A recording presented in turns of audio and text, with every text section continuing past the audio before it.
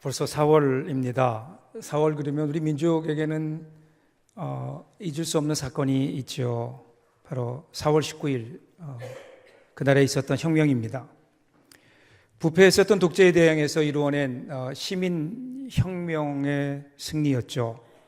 아마도 여기 앉아 계신 분들 가운데도 그때의 주역들이 계실 겁니다. 그런데 안타깝게도 그 자유의 기쁨도 잠시 혼란과 분열로 이어지게 되고, 그리고 결국 다시 군부 독재로 들어가게 되는, 그때 이러한 안타까운 현실을 보면서 그 안타까운 마음을 마음속에 담아서 우리 가슴을 울렸던 시가 있습니다. 그 시의 제목이 껍데기는 가라 라는, 껍데기는 가라. 제가 한번 읽어볼까요? 껍데기는 가라. 4월도 알맹이만 남고 껍데기는 가라. 껍데기는 가라. 동학년 곰나루에 그 아우성만 살고 껍데기는 가라. 그리하여 다시 껍데기는 가라. 이곳에서 아사달과 아사녀가 중립의 초래청 앞에 서서 부끄럼 빛내며 맞절할지니 껍데기는 가라. 한라산에서 백두산까지 향그러운 흙가슬만 남기고 그 모든 쇠붙이는 가라. 우리나라 역사를 보면서 백두에서 한라까지, 그리고 동학년, 그러니까 1894년부터 그때 4년 곰나루에서부터 1960년 4월 19일까지 광화문까지, 백제의 후손 아사달과 아사녀의 못다 이룬 사랑에서부터 신라의 석가탑과 영지까지, 이 웅대한 중립, 그 중립을 시인은 껍데기는 가라라고 하는 문장 하나로 처음부터 끝까지 쭉 일관되게 관통하고 있습니다. 그래서 껍데기는 가라라고 외치고 반복하지만, 사실 이 시의 핵심은요, 껍데기는 가라 여기에 있는 것이 아니라 중립의 초래청이라는 단어에 있습니다. 중립의 초래청. 그러니까 쉽게 말씀드리면 껍데기만 가라라고 외치는 것으로 끝나는 게 아니라 알맹이는 붙들려고 하는 안간 힘이 거기에 있는 겁니다. 여러분, 우리말의 껍데기는요, 알맹이는 빼고 남은 부분을 껍데기 그렇게 이야기하죠. 핵심입니다. 본질입니다. 그러니까 본질은 잡고 껍데기는 가라. 우리가 사실은 무언가 어떤 일을 하고 옳은 일을 위하여 노력하는 그 과정에서 무언가 우리에게 얻어지는 게 있죠. 그래서 우리가 무언가를 이룬 것 같다라고 생각했는데 어느 순간 보면 그 알맹이는, 본질은 없어진 채 껍데기만 붙들고 있는 현실을 우리들이 자주 경험하게 됩니다. 그럼에도 불구하고 포기할 수 없기에 다시 외치는 거예요. 껍데기는 가고 알맹이는 남아라. 이 안간힘, 사실 오늘 본문도 보시면 이러한 안간 힘이 나옵니다. 우리 예수님의 모습이죠. 자, 그러면 예수님께서 십자가를 지시기 위해서 예루살렘에 입성하셨습니다. 수많은 사람들이 예수님을 환호했지요. 예수님을 메시아로, 이스라엘에 오시는 메시아로, 그들이 왕으로 그들이 환영했습니다. 그런데 이어지는 예수님의 행보를 보면 이러한 백성 사람들의 기대에 예수님이 부응하지 못하셨어요. 그 사람들이 실망합니다. 그 대표적인 사건이 성전 청결 사건이죠. 예수님께서 성전에 들어가셔서 성전을 뒤엎으십니다. 그리고 뭐라고 말씀하세요? 이 성전은 만인이 기도하는 집이거늘 너희가 강도의 소굴로 만들었다. 이것을 바꿔 얘기하면요, 알맹이는 가고 껍데기만 남아 있구나. 성전, 그들이 그렇게 자랑하고 귀하게 여기는 성전을 껍데기, 그렇게 얘기하는 거죠. 이러한 질타에 그 당시에 유대인들은 물론이요, 특별히 유대 종교 지도자들은 예수님에 대해서 불편한 감정을 가질 수밖에 없었고, 그래서 예수님을 향하여 도전합니다. 오늘 우리가 23장을 읽었는데 그 전장 22장을 보시면 그래서 예수님과의 변론이 나오죠. 거기 사두개인, 바리새인, 그리고 서기관들, 이런 사람들과 더불어서 예수님께서 변론을 하시고요, 그 변론의 결론으로서 지금 예수님께서는 23장에서 그들을 향하여 아픈 지적을 하십니다. 23장 전체로 보면 7번의 화 있을진저 외식하는 서기관들과 바리새인들이요, 이렇게 그들을 향하여 예수님께서 질타하십니다. 오늘 우리가 읽었던 말씀은 그 7가지의 화 중에 네 번째부터 시작하게 되는 거예요. 오늘 본문을 좀 볼까요? 23절 보시면 화 있을진저 외식하는 서기관들과 바리새인들이여 너희가 박하와 회향과 근체의 11조는 들이되 율법에 더 중한 바 정의와 긍휼과 믿음은 버렸도다. 그러나 이것도 행하고 저것도 버리지 말아야 할지니라. 여러분, 구약의 율법을 보면 11조에 대한 규정이 있죠. 자기들이 씨를 뿌려서 거둔 농산물, 특별히 과일 이런 것들에 대한 11조의 규정이 분명히 있습니다. 10분의 1을 떼어서 하나님께 드려야 된다. 그런데 바리새인들은 이 규정을 모든 삶의 영역에 사실은 적용했습니다. 그래서 오늘 성경에 보면 박하와 회향과 근체 이렇게 나오는데 우리말로 쉽게 번역하면 양념들이에요. 그러니까 이스라엘의 양념, 우리로 말하면 뭘까요? 마늘, 고추, 파, 작은 것들, 그 작은 것들까지라도 세세하게 하나님께 11조를 드렸고, 그리고 그렇게 하도록 가르쳤다. 잘한 거죠. 율법을 잘 지키도록 백성들에게 세세하게 가르치는 것은 잘한 일입니다. 근데 문제가 있어요. 그 문제가 뭐냐면, 그럼에도 불구하고 그들은 11조의 방법에는 관심을 가졌는데 그것보다 더 중요한 율법의 정신은 그들이 무시했다라는 겁니다. 곧 가난한 사람들의 권리를 보호하는 정의 문제, 이웃에 대해 베풀어야 하는 자비의 문제, 그리고 인간관계에서 중요시 되어야 되는 믿음의 문제에 대해서는 소홀히 하고 그것을 실천하지 않았다. 여기서 말하는 정의와 자비와 그 다음에 그 믿음이라고 하는 것은요, 율법의 아주 중요한 핵심입니다. 미가서, 구약의 미가서 6장 6절부터 8절을 보면 미가가 이렇게 얘기해요. 내가 무엇을 가지고 여호와 앞에 나아가며 높으신 하나님께 경배할까? 내가 번제물로 1년 된 송아지를 가지고 그 앞에 나아갈까?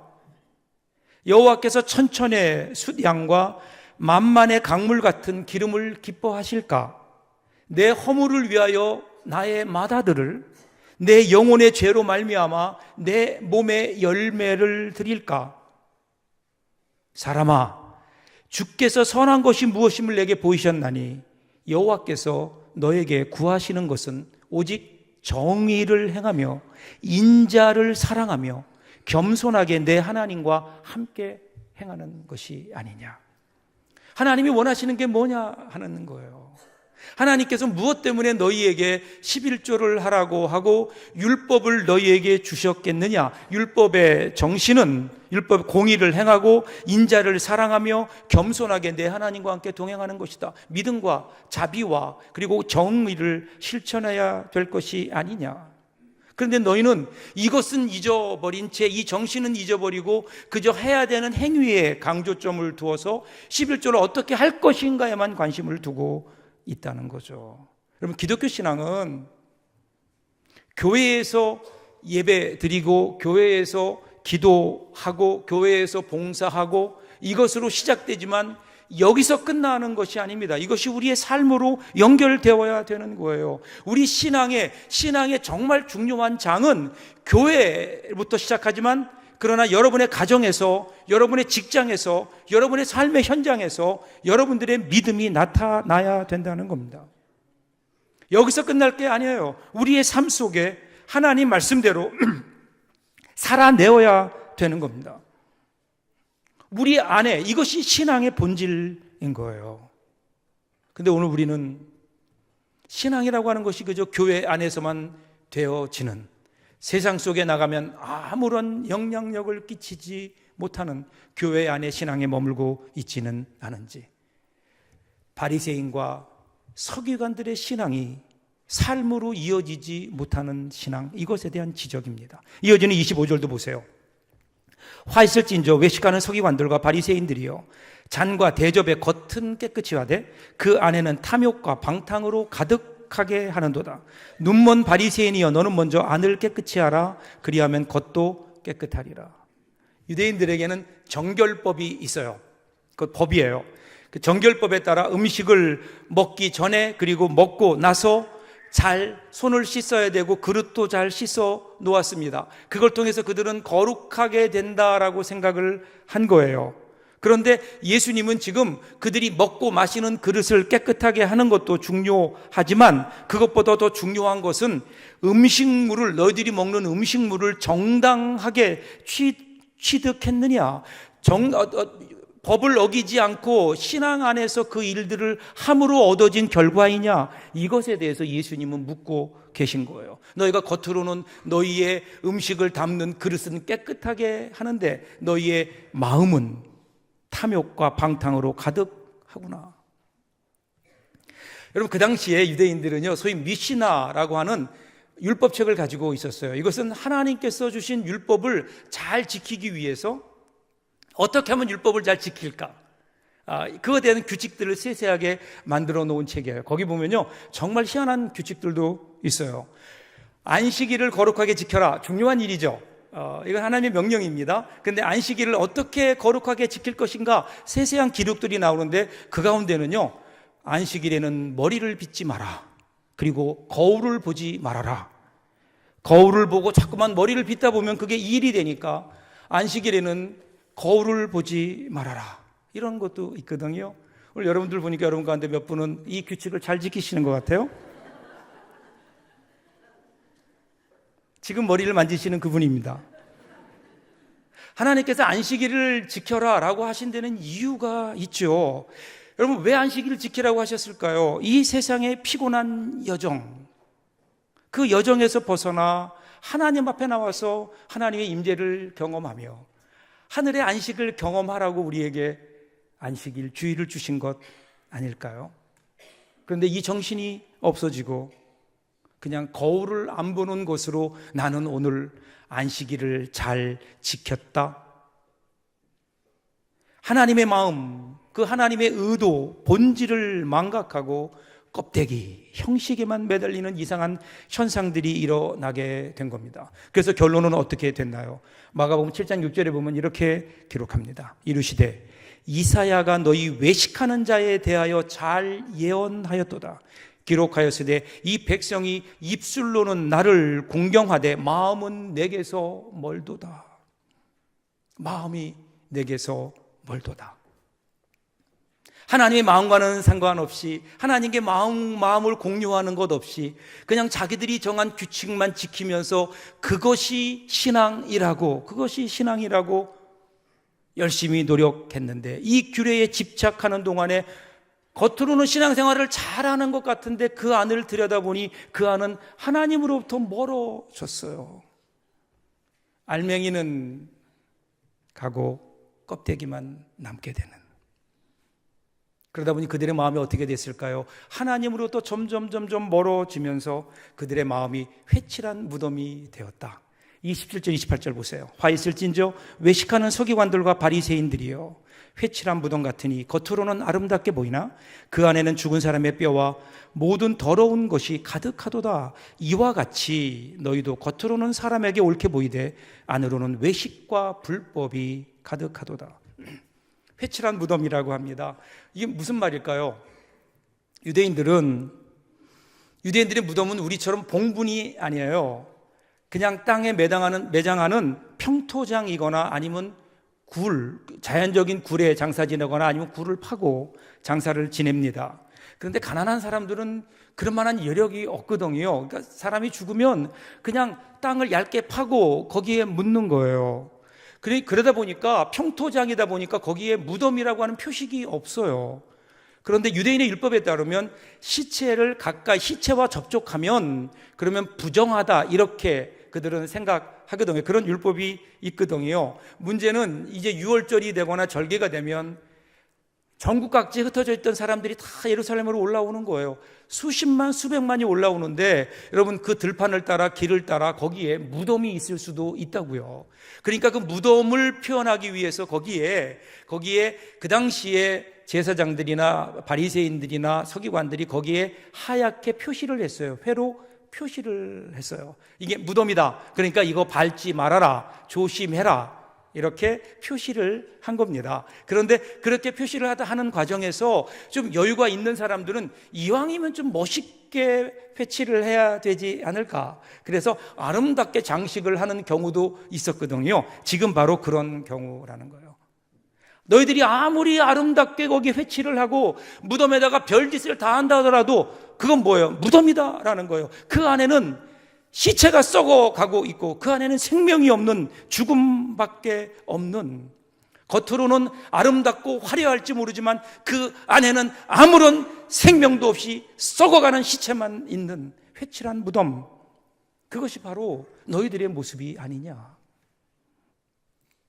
여러분, 기독교의 구원은요, 단순히 말씀에 대한 지식이 아닙니다. 우리가 계명을 지킴으로, 하나님 말씀을 지킴으로 우리가 구원받는 것 아니잖아요. 예수의 생명을 힘입어 다시 태어나는 것, 곧 중생인 겁니다. 그러므로 우리의 생명은 예수님을 우리 생명 대신 예수님을 우리의 마음에 영접함으로 우리 가운데 새로운 생명의 역사가 일어나게 되는 거예요. 그러기에 예수가 없으면 생명이 없고 그 생명이 없으면 하나님의 자녀가 아닌 겁니다.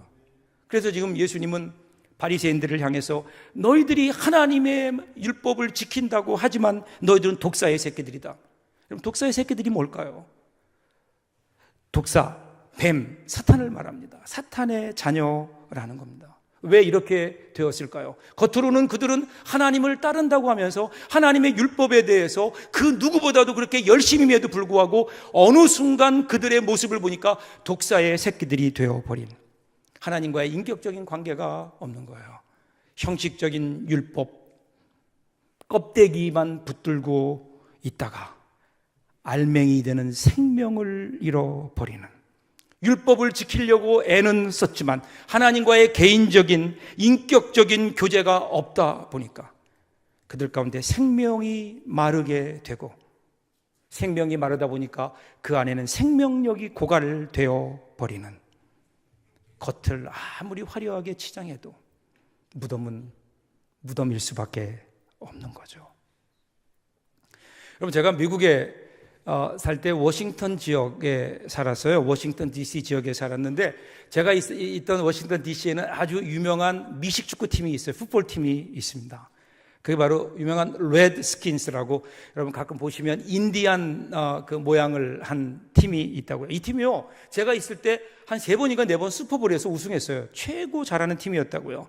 어떻게 그렇게 되었는가? 거기에는 아주 유명한 조 깁스라고 하는 감독이 있었어요. 근데 이분이요, 신실한 그리스도인이에요. 침례교회 안수 집사님인데 이분의 신앙이 얼마나 철저한지 이분이 간증도 했어요. 어느 미국에서 간증을 한다고 해서 가봤거든요. 그분의 간증 중에 아주 유명한 이야기가 있어요. 오늘 아침에 일어나서 신문을 가지러 정원을 지나가는데 자기 집에 개를 한 마리 기르는데 이 개가 뭘 물고 있더래요. 뭔가 가까이 가보니까 이게 웬일입니까? 토끼를 물고 있는 거예요. 그래서 얼른 빼앗아 가지고 보니까 이미 갔어요. 죽었어요. 근데 가만히 생각해 보니까 이 토끼가 많이 보던 토끼예요. 옆집 할머니, 굉장히 까칠한 할머니가 한 분 계신데 그 할머니 집에 그분이 아주 애지중지하던 토끼인 거예요. 큰일 났잖아요. 이제 어떻게 해요? 그래서 얼른 빼앗아 가지고요, 물로 씻었어요. 막 씻고 냄새 나니까 향수까지 뿌려가지고 도로 그 토끼장 안에 살아있는 것처럼 싹 갖다가 놨어요. 그리고 나니까 마음이 불안하잖아요. 저녁 때가 돼서 산책 나갔는데 마침 그 할머니가 오더래요. 잘 있었냐고, 아무 일도 없냐고. 그랬더니 그 할머니가 웃으면서 그러더래요. 별일 없다고. 그런데 이상한 일이 있다 그러는 거예요. 이상한 일이 있었다. 어젯밤에 자기가 그렇게 기르던 토끼가 죽었대요. 그래서 땅에다가 묻어서 장사를 지냈는데 아침에 자고 일어나 보니까 토끼가 부활했대요. 깨끗하게 씻겨가지고 토끼가 자기 집에 와 있다는 거예요. 아직도 무슨 소리 모르는 분은 옆에 있는 분들에게 끝나고 물어보세요. 얼마나 아름답고 깨끗하고 좋은 냄새가 나느냐가 아니에요. 얼마나 겉모습이 좋으냐가 아니에요. 그 안에 생명이 있느냐라는 거예요. 여러분, 우리 신앙은요, 우리 겉모습을 바꾸는 게 아니잖아요. 내면을 바꾸는 겁니다. 내면의 변화. 나 자신, 나라고 하는 나의 욕심, 나를 쫓아내고 대신 그 자리에 우리 예수 그리스도를 영접하는 거예요. 그분을 우리 인생의 왕으로 모시는 거예요. 주인으로 모시는 거예요. 이거 없이, 이 주님을 내 인생의 주인으로 모시고 내 안에 새로운 그 주님과 함께 시작하는 새로운 삶의 역사가 없이 그거 그대로 두고 자꾸만 밖에 있는 것만 바꾸고 밖에 있는 것만 내가 좋게 보이려고 하고 밖에 있는 거 아무리 개선해봐도 우리 안에, 내 안에 생명이 없으면, 내 안에 예수 그리스도의 생명이 없으면, 하나님이 다스리시는 그 하나님의 다스리심이 우리 가운데 없다면 우리 생명 헛된 거예요. 우리 신앙 의식이에요. 우리 삶 전체가 하나님께 다스림을 받는. 그런데 오늘 우리는 신앙생활하면서 왜 그렇게 우리의 관심은 겉모습으로만 가는지, 남들이 어떻게 볼까, 조금 잘 꾸미고 싶은 마음들, 겉으로 드러나는 것만을 바라보다가 혹시 우리 내면의 생명도 고갈되어 가고 있는 것은 아닌지, 우리 주님이 우리를 향하여 주시는 경고가 아닐까요? 여기서 끝나지 않아 더 나아가 29절 30절 보세요. 화 있을진저 외식하는 서기관들과 바리새인들이여, 너희는 선지자들의 무덤을 만들고 의인들의 비석을 꾸미며 이르되, 만일 우리가 조상 때에 있었더라면 우리는 그들이 선지자의 피를 흘리는데 참여하지 아니하였으리라 하니. 여기 두 가지가 나와요. 선지자들의 무덤을 쌓아요, 그리고 의인들의 비석을 세워요. 왜 이런 일을 할까요? 왜 선지자들의 무덤을 만들고 의인들의 비석을 세울까요? 선지자들의 무덤을 만들면서 나도 동급이다, 나도 이 사람들과 같다 그러는 거예요. 의인들의 비석을 세우면서 나도 이 의인의 반열에 서 있다라는 겁니다. 그러면서 스스로 생각하기를 나는 신앙생활 잘하고 있다 생각하는 거예요. 여러분, 그게 무슨 소용이 있나요? 내가 선지자의 무덤을 쌓는다고 해서 내가 선지자의 믿음을 갖는 게 아니잖아요. 내가 의인들의 그 일대기를 기록하면서 그들의 업적을 기린다고 해서 내가 그 의인이 되는 거 아니잖아요. 내가 의인이 되고 내가 선지자로 살아가는 것보다 그냥 선지자의 무덤을 만들고 의인들의 비석을 세우면서 나도 의인이고 나도 선지자다, 혹시 이렇게 같이 생각하고 있는 것은 아닌가? 소위 역사와 전통을 자랑하는 교인들 가운데 이런 사람들이 있죠? 모태신앙은 없죠. 보통 우리가 어떤 얘기 하나요? 우리 할아버지가 목사님이고 우리 아버지가 장로님이고 얼마나 좋은 거예요. 축복이에요. 하나님이 주신 복이에요. 왜냐하면 그런 믿음의 가정에 태어난 게 얼마나 감사해요. 감사한 일이에요. 그런데 문제는 아버지, 할아버지, 삼촌 따질 거 없이 당신의 믿음이 어떠냐라는 거예요. 나는 지금 예수님을 제대로 믿고 있는가? 자, 이런 사람들이 무덤과 비석을 세우면서 어떻게 얘기하는가? 만일 우리가 조상 때 있었다면 선지자의 피를 흘리는데 참여하지 않았을 것이다.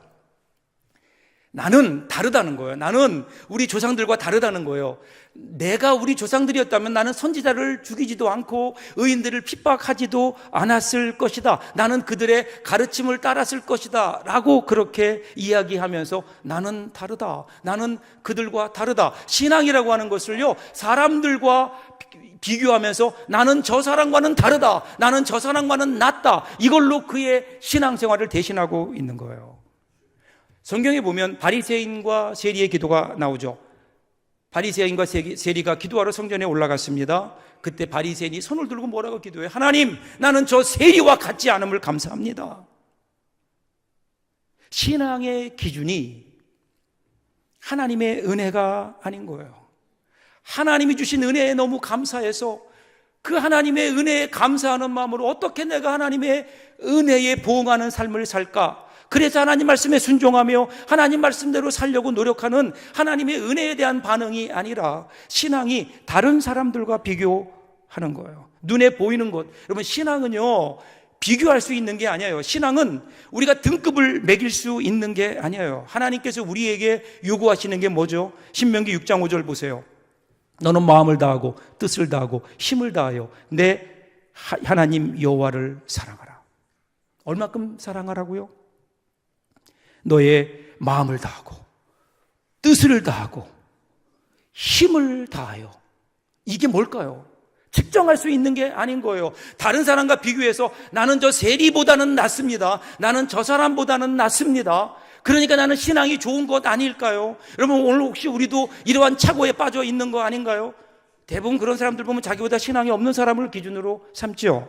그래서 나는 저 사람보다는 신앙생활을 잘하고 나는 저 사람보다는 더 헌신하고. 그런데 하나님 앞에서는요, 과연 우리가 하나님 앞에서 그렇게 얘기할 수 있을까요?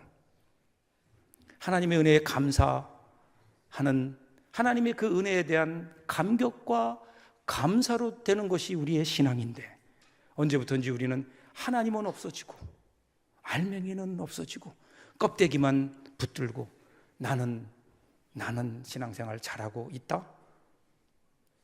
자, 예수님께서 이러한 서기관과 바리새인들에게 어떻게 결론 내리세요? 32절 33절 보세요. 너희가 너희 조상의 분량을 채우라.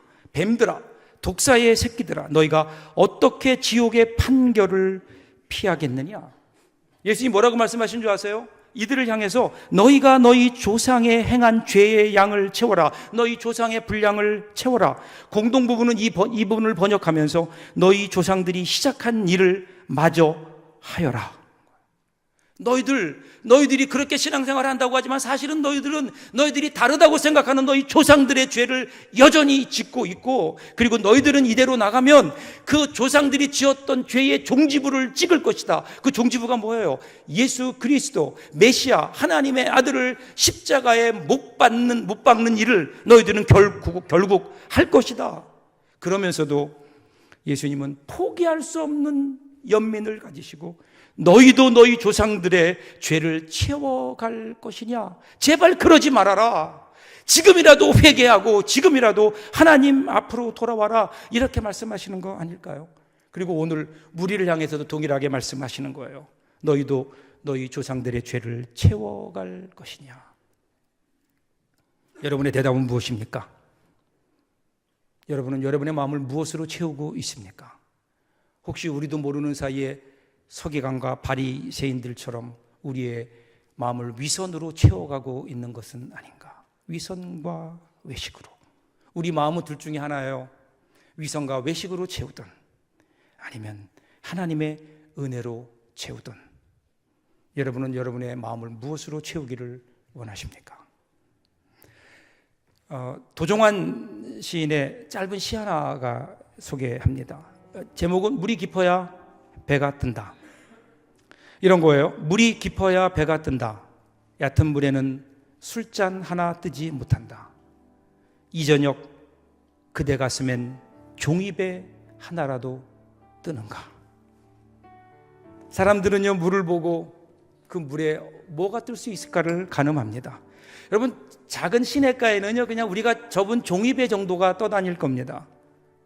호숫가에는요, 작은 유람선이 뜰 수 있겠죠? 그런데 큰 바다에는요, 수백 명, 수천 명을 실어 나를 수 있는 거대한 페리가 뜰 수 있는 거예요. 우리 마음은 어떻습니까?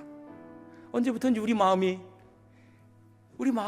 작은 배 하나 띄울 수 없는 좁은 마음으로 돼 있는 것은 아닌가? 신앙생활을 하면 할수록 우리의 가슴이 넓어져야 되는데 왜 신앙생활을 하면서 우리의 가슴은 점점 좁아질까요? 그리스도를 믿는 신앙, 하나님에 대한 신앙이라고 하는 것은 외적인 것이 아니라 내적인 것이고, 그래서 우리 마음이 점점 깊어지고 점점 넓어져서 더 많은 것을 좀 포용하고 품을 수 있어야 되는데, 외식과 위선으로 인해서 우리의 마음이 점점 좁아진 것은 아닌가? 넓힙시다. 우리 마음을 넓혔으면 좋겠어요. 어떻게 넓힐까요? 내가 넓혀요? 내가 내 마음 넓힐 수 있어요? 불가능한 일인 거예요. 우리의 마음을 넓히려면 어떻게 될까요? 더 큰 마음을 품는 수밖에 없다고요. 빌립보서 2장 5절 보세요. 너희 안에 이 마음을 품으라. 곧 그리스도 예수의 마음이니. 우리 예수 믿는 사람들은 어떤 사람일까요? 날마다 위선과 가식의 마음을 품는 것이 아니라 그 크신 하나님, 그 넓은 예수 그리스도의 마음, 예수의 마음을 날마다 품고 사는 사람. 예수님 마음이 어떤 마음이에요? 자기를 비워 종의 모습을 취하시고 십자가에 죽기까지 순종하셨던 우리의 작은 가슴을 그 크신 주님의 마음으로 채워갈 때, 그때 우리 마음이 넓어지지 않을까요? 그래야 넓어지는 거예요. 찬송가 304장에 나오는 대로 하늘을 두루마리 삼고 바다를 먹물 삼아도 그 크신 하나님의 사랑 다 기록할 수 없겠네. 그 하나님의 사랑이 우리 가운데 들어와서, 그 은혜가 우리 가운데 들어와서 좁은 우리의 가슴을 넓히고, 그래서 껍데기만 바라보는 신앙이 아니라 우리의 본질을 붙들고 날마다 주님과 동행하는 진짜 신앙인으로 살아가는 저와 여러분들 될 수 있기를 주님의 이름으로 축복합니다. 기도하겠습니다.